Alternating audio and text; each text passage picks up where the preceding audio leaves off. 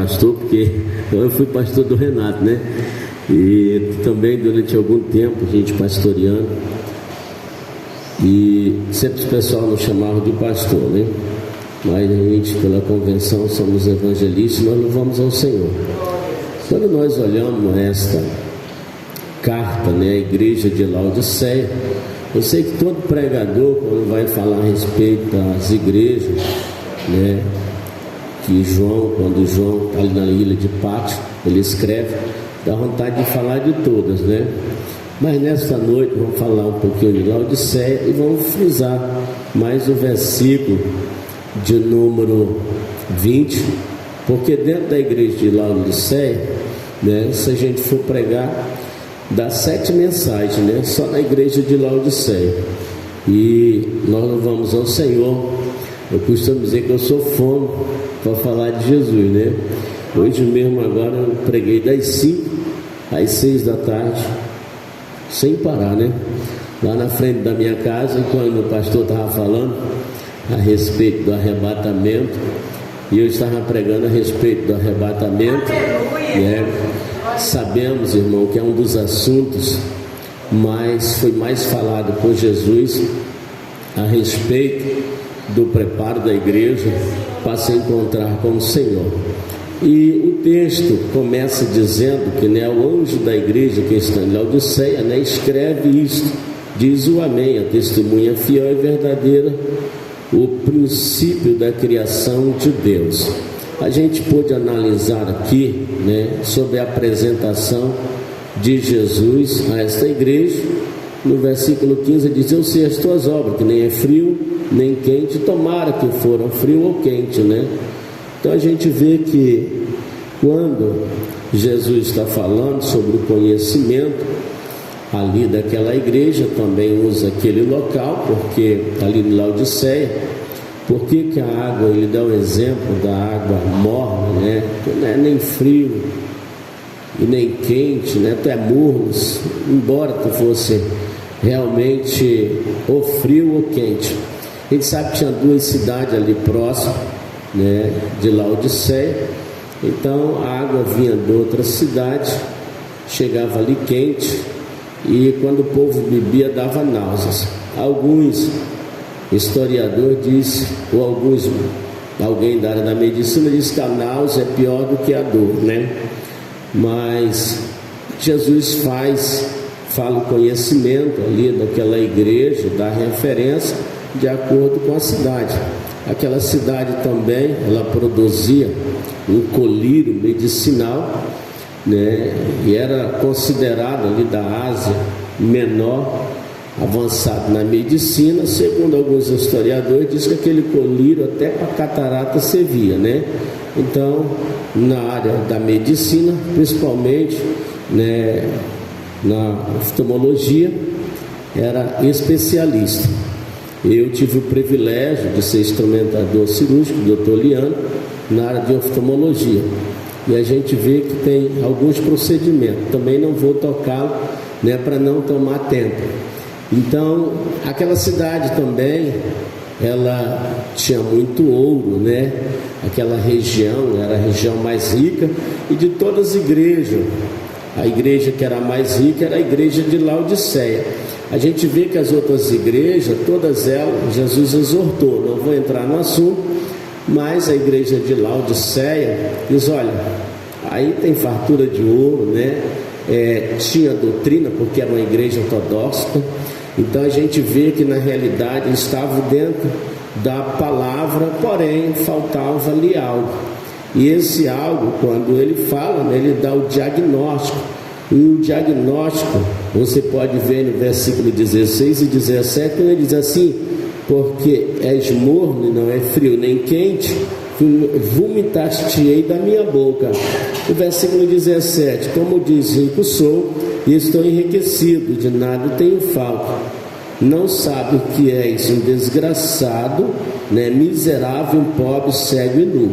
Então, tinha um colírio para a visão física, tinha ouro, abastecia, ninguém tinha problema na igreja, porém o grande segredo está no versículo de número 20, mas antes do versículo 20, o versículo 18, ele dá um conselho, dizendo assim: aconselho-te que de mim compre ouro, né, provado no fogo, para que te enriqueças, e vestes branca, para que te vista, e não apareça a vergonha da tua nudez, e que unjas os olhos com o colírio, para que veja. Então a cidade da Ásia Menor, né, a gente vê que ela era rica, era a mais potente. Ali eram mais ou menos 25 bairros, se tornou uma cidade potente, né? Passava ali o rio, né? E era uma rota, né, comercial. E então eles tinham ouro, eles tinham um tecido, né, ali que era fabricado, era de qualidade. Então, quando Jesus aparece para João na ilha de Pátimo, na realidade ele pega essas coisas. Tu tem ouro, não tem falta nada, tem muita riqueza, tem o colírio para os olhos físico, né? Tu tem as melhores roupas, né? Os melhores tecidos. Aí por que Jesus diz assim, ó, tu é pobre, né? Chama até, tu é desgraçado, né? Tu tá nu, tu tá cego, mas nós vamos ver daqui a pouco. Jesus está realmente, ele faz o diagnóstico, ele dá o conselho, e no versículo 19, ele faz o convite, quando ele diz assim: eu repreendo e castigo todo quanto amo, se pois zeloso arrepende-te. No versículo 20, ele faz a visita, quando ele diz assim: eis que estou à porta e bato, se alguém ouvir a minha voz, abrir a porta, entrarei na sua casa, e com ele cearei, e ele comigo.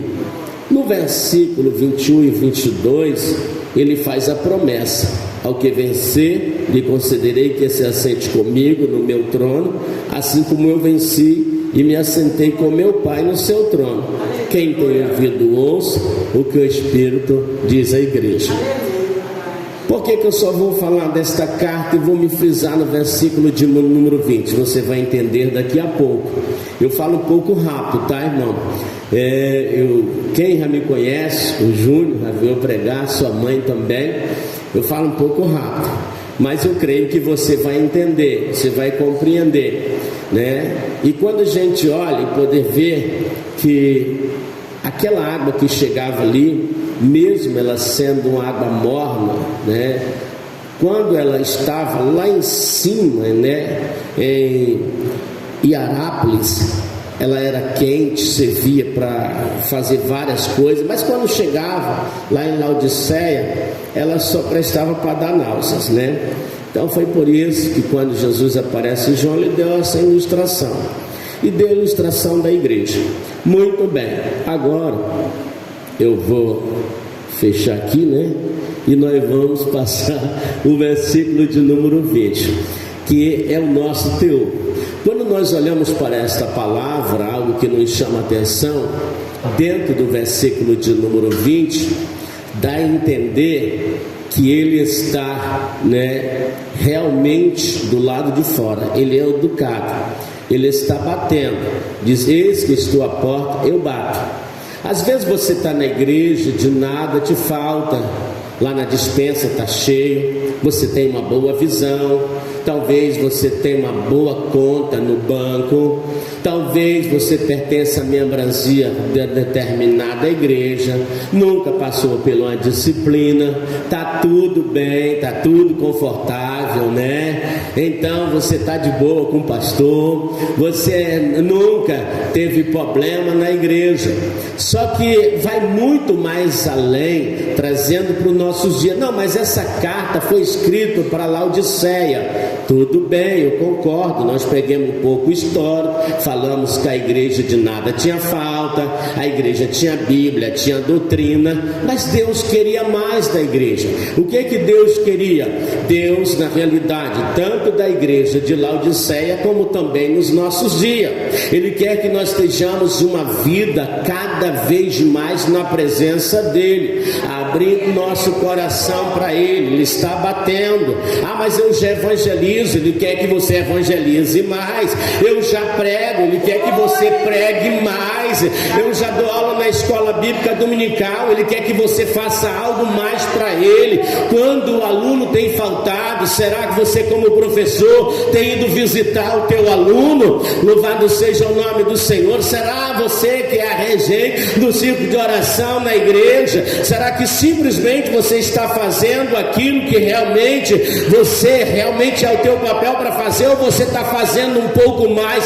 Porque o Espírito Santo de Deus, a Bíblia diz que Ele é quem nos conduz às verdades sagradas. Ele é o penhor. Jesus, quando foi elevado ao céu, Ele disse: eu não vos deixarei órfãos, enviarei outro Consolador, o Espírito Santo de verdade. Ele vai te guiar, Ele vai te orientar. O Espírito Santo de Deus está te orientando. Será que você tem ouvido Ele? Ele está batendo. Ele quer que você faça um pouco mais. Ele não quer que você fique conformado com o que você apenas está fazendo, mas Ele quer um pouquinho mais de você e de mim também. Ele está na porta batendo e dizendo: eu não quero que você continue estacionado onde você está. Você não continue simplesmente, aleluia, achando que está bom o que você está fazendo, mas queira mais de mim. Senhor, eu tenho lido a tua palavra. Ele quer que você leia mais. Você lembra do Salmo de número 119, como o salmista diz, né? Bem-aventurados que trilham um caminho reto e andam na lei do Senhor. Bem-aventurados que guardam os seus testemunhos, buscam de todo o coração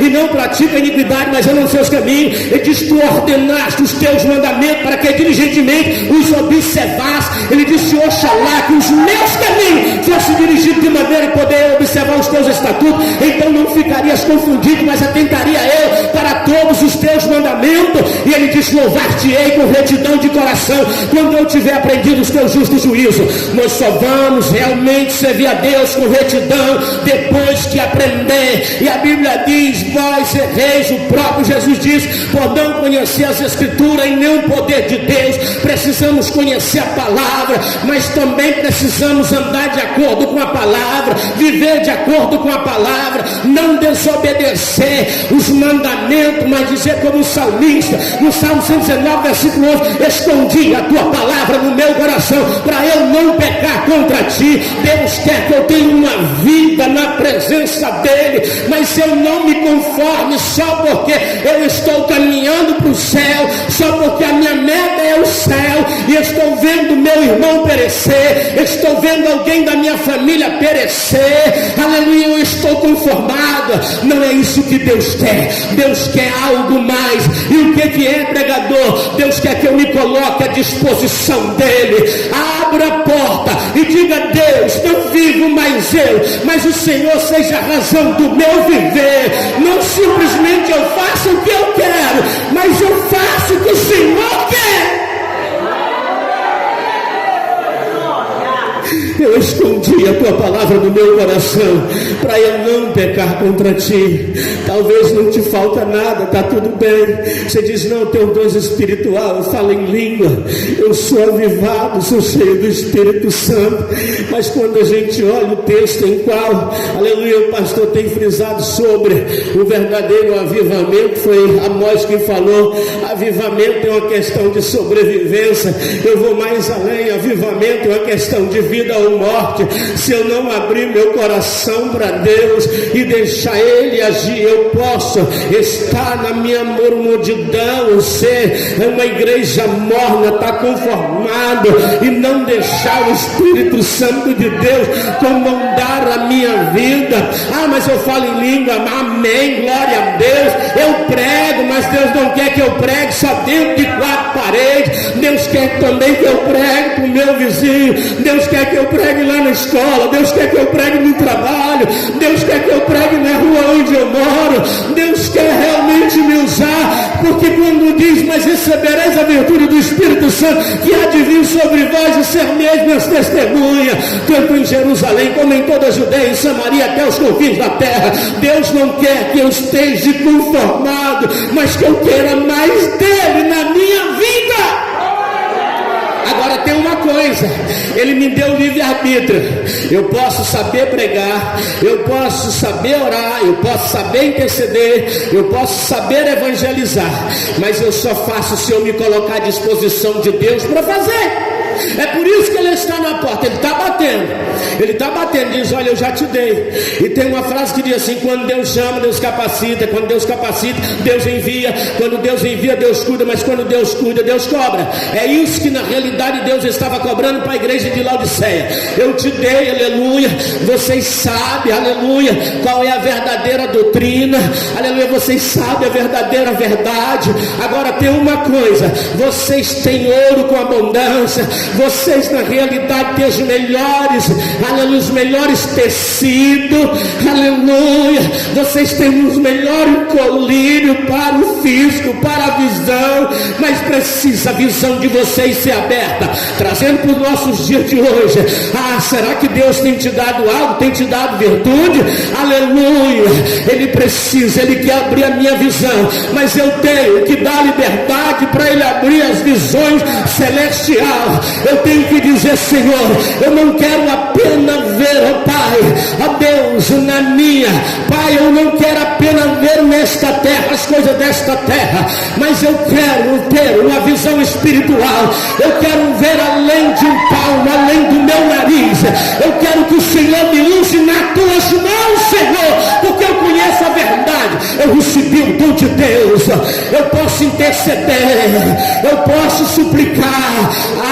Mas muitas vezes Deus pergunta: mas como é? Será que eu sou uma igreja morna? Igreja morna é quando o Espírito Santo de Deus desperta algum de nós pela madrugada e a gente não dá ouvido a Ele. Ele quer que nós sejamos um intercessor, uma intercessora, mas não dá ouvido à voz do Espírito Santo de Deus. Volta a dormir e não intercede por aquilo que Deus está tocando, que Deus está falando. Igreja morna é quando eu tenho o privilégio de fazer um curso teológico, conheço a Bíblia Sagrada, mas não tenho coragem de falar de Jesus no meu trabalho, não tenho coragem de falar de Jesus na minha rua, não tenho coragem de falar de Jesus nos meus vizinhos. Sou muitas vezes um miserável. Sabe por quê? Porque eu tenho, mas não quero dividir. Deus me deu, mas não quero ofertá-lo com aquilo que Deus me deu. E muitas vezes, quando, aleluia, esta carta foi para uma igreja, não foi para alguém lá fora, não, foi para a igreja. Aleluia, muitas vezes nós estamos dentro da igreja, quantas as pessoas, mesmo dentro da igreja, mas não abre a porta para Jesus entrar, não abre a porta para Jesus trabalhar na sua vida, não dá liberdade para Deus trabalhar na sua vida. Tem conhecimento, passou 4 anos fazendo teologia, mas não tem coragem de pregar num culto ao ar livre, e critica quando Deus levanta um novo convertido para pregar no ar livre, mesmo sem conhecimento, mesmo sem ter muito respaldo bíblico. Mas Deus levanta porque vê covarde dentro da igreja, vê pessoas em qual recebeu dele, aleluia, recebeu dele, não se coloca à disposição dele na terra. Será que não estamos que nem a igreja de Laodiceia? Não é fácil falar sobre a igreja de Laodiceia, mas eu quero dizer uma coisa: se Deus te chamou para ser uma intercessora, seja uma intercessora. Se Deus te chamou para ser um intercessor, seja um intercessor. Se Deus tem te dado visão para você desempenhar algo, a obra dele na terra, não espera só pelo pastor Alexandre, não. Se Deus colocou no teu coração para evangelizar esta comunidade, não é o pastor, é o sobreiro, não. Deus chamou, foi você. Ele tem batido na tua porta, ele tem batido na tua porta. Ele disse: se alguém ouvir a minha voz, abrir, eu vou entrar, eu vou usar, aleluia. Mas Deus Ele quer usar, mas eu tenho que abrir a porta do meu coração, eu tenho que deixar Ele agir na minha vida, porque se Ele me chamou, aleluia, não, mas isso é para o pastor, coisa nenhuma. Deus chamou, foi em você, aleluia, e se Ele está tocando em você, então deixa Ele agir na sua vida. Ah, mas eu estou dentro da igreja, eu estou vendo a minha visão, a visão. Quantas vezes nós olhamos para a vida de um novo convertido, olhamos para a vida de um pecador, olhamos o seu estado miserável, o seu estado caótico, mas às vezes não abrimos a porta do nosso coração para Deus agir na nossa vida, porque se alguém está morrendo sem Deus, se alguém muitas vezes está lá no mundo, às vezes Deus está chamando alguém que está aqui dentro, mas alguém não tem coragem de abrir a porta para Deus usar.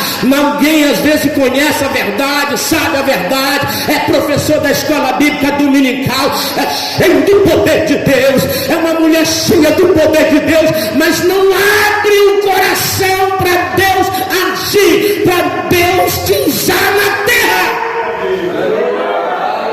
Eu costumo dizer, estamos cheios de teólogos, aleluia, mas poucos de pessoas que têm compaixão, de pessoas que se colocam à disposição do mestre. Irmão, alguém pode dizer, mas nós estamos vivendo, não importa, nós sabemos, se você for ver o relatório de todas as igrejas, nós sabemos que cada igreja, foi para tempo tal, mas eu concordo, aleluia, que dentro das nossas igrejas, há pessoas, aleluia, de cada tipo, de cada igreja, aleluia, em qual João escreveu, aleluia, para as 7 igrejas da Ásia. Eu quero te dizer nesta noite, se a gente pegar só a igreja de Laodiceia, e nós começarmos a aprofundar, alguns teólogos dizem, não, isso aí foi só para Laodiceia, irmão, aleluia, a mensagem João escreve para lá, mas se nós analisar, aleluia, quantos templos das nossas igrejas são lindos, são bonitos, e muitas vezes nos preocupamos somente com o formato de um templo, aleluia, mas muitas vezes não obedecemos a voz do mestre para cumprir o seu ídolo na terra. Quando Jesus fala lá em Mateus 11, 28 e 29 e 30, aquilo ali você acha que é só para quem está lá no mundo? Não. Quando ele diz, vinde a mim, todos vós que estáis cansados e oprimidos, e eu vos aliviarei, tomai sobre vós o meu jugo e aprendei de mim, porque sou manso e humilde de coração, e encontrarei descanso para vossas almas, porque o meu jugo é suave e o meu fardo é leve. Quantas pessoas estão dentro da igreja que estão cansadas, quantas pessoas que estão dentro da igreja que estão angustiadas, quantas pessoas que estão dentro da igreja que a gente acha que está tudo bem, mas está passando por um momento de opressão.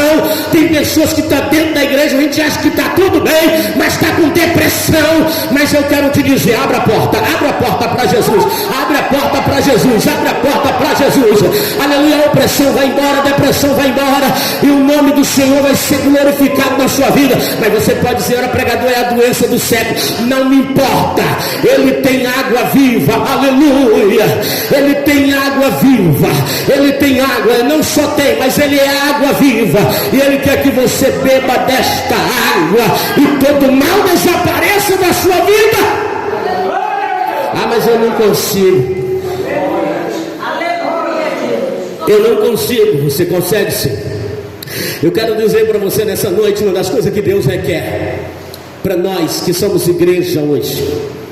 Você pode ter tudo nessa vida, você pode estar bem parecido com a igreja de Laodiceia, ter ouro, ter uma conta gorda, ter uma visão boa, conseguir as melhores roupas, mas uma coisa que Deus quer que eu e você tenha é fé. Quando Paulo fala sobre o anel da joia, no anel da reconciliação, a joia, as 8 joias, ele fala sobre a fé, ele fala sobre a paz, fala gozo na esperança, e ele fala gozo também no sofrimento. Mesmo em meio ao sofrimento, em meio às tribulações, você nunca pode deixar Jesus. Você lembra daquele corinho que diz, cada vez que a minha fé é provada, tu me dá a chance de eu crescer um pouco mais? Ele é bíblico. E eu quero dizer para você, Gozo no sofrimento.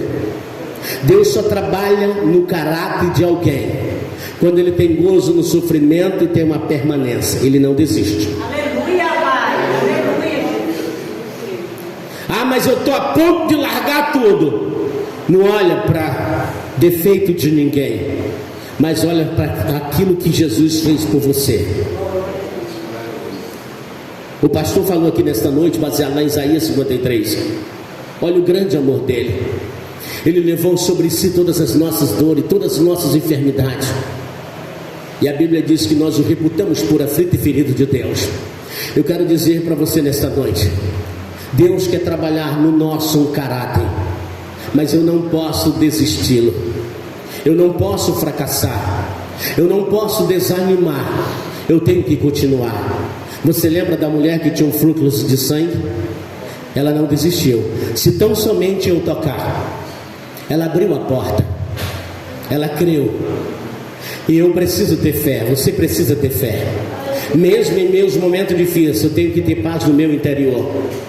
Eu não posso desistir. Eu não posso fracassar. Pastor, mas você não sabe o que eu estou passando. Eu estou sendo perseguido, não importa. Jesus disse: no mundo tereis aflições, só tem bom ânimo.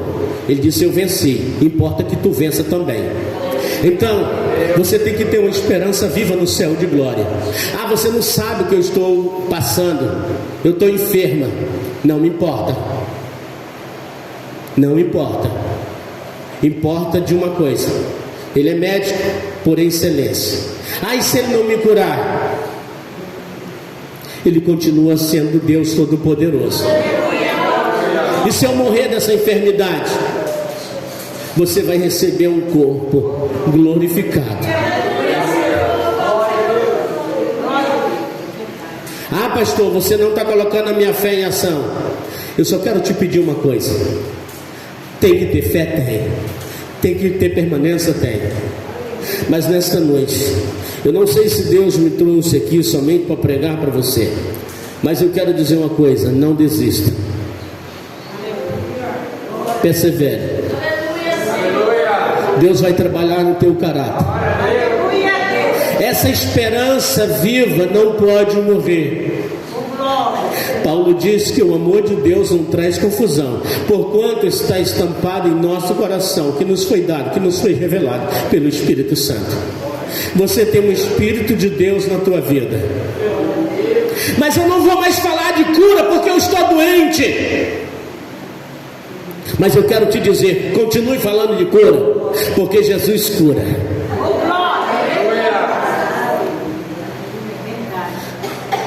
Eu não vou mais falar que Ele resolve o problema, porque eu estou tomado por todo problema.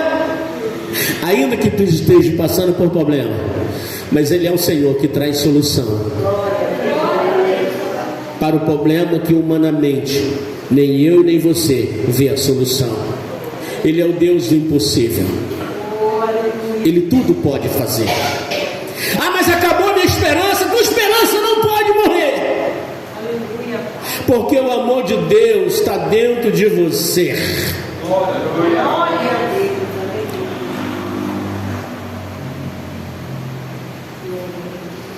E Ele demonstrou a maior prova. Você vê quando foram jogar o João no tacho de óleo fervente, João saiu ileso. Ileso quer dizer que é a mesma coisa de Sadraque, Mesaque e Abednego, né, pastor? Então, não aconteceu nada. Mandaram ele para a ilha de Pátio. E lá, segundo alguns teólogos, diz que João não tinha nenhuma porta, não tinha saída em canto nenhum, que era uma ilha, mas a janela do céu foi aberta. E quando olhamos para o livro de Apocalipse, nós vemos que o livro de Apocalipse é um resumo de toda a Bíblia. Algo extraordinário, porque ali Deus tanto fala, aleluia, para Israel, como também fala para o gentio, como também fala para a sua igreja. E nós louvamos ao Senhor, porque a nossa esperança não está aqui, mas a nossa esperança está na Nova Jerusalém celestial. Eu só quero te dizer nesta noite: não desista, não desista. Faça o que Deus tem tocado no teu coração. Mas é o pastor, não é o pastor porra nenhuma, não. É o obreiro, não é obreiro, não, é você. Deus chamou, foi você. Mas ninguém vai me entender. E quem foi quem te disse que alguém consegue entender uma pessoa quando Deus começa a usar na terra? Quem consegue me entender fazendo um culto todo dia lá na frente da minha casa? Acho que eu sou doido. Tem hora que até a mulher acha que eu sou doido, talvez os filhos, né? Fazer um culto todo dia. E tem hora que eu prego 1 hora, tem hora que é mais de 1 hora. Ninguém consegue entender. Mas eu quero dizer para você, algo queima dentro de mim. Há muitos anos. Ainda quando eu era solteiro, ainda quando eu era um adolescente. O Júnior que está aqui, a sua mãe sabe disso. Mas eu louvo ao Senhor, porque vale a pena. Quantas vezes fui criticado, quantas vezes fui zombado, mas vale a pena anunciar esta palavra. Eu quero dizer para você nesta noite, se Deus te chamou, esse mesmo Deus que te chamou, não esqueça essa frase, é Ele que te capacita. Esse mesmo Deus que te capacita, Ele te envia. Esse mesmo Deus que te envia, Ele cuida de você. E esse mesmo Deus que cuida de você, talvez está te cobrando nessa noite, para você se colocar à disposição dEle. Eu convido a igreja a pôr-se em pé. Tem alguém que quer se reconciliar nessa noite, aceitar Jesus, fazer um concerto com Deus? A oportunidade é esta.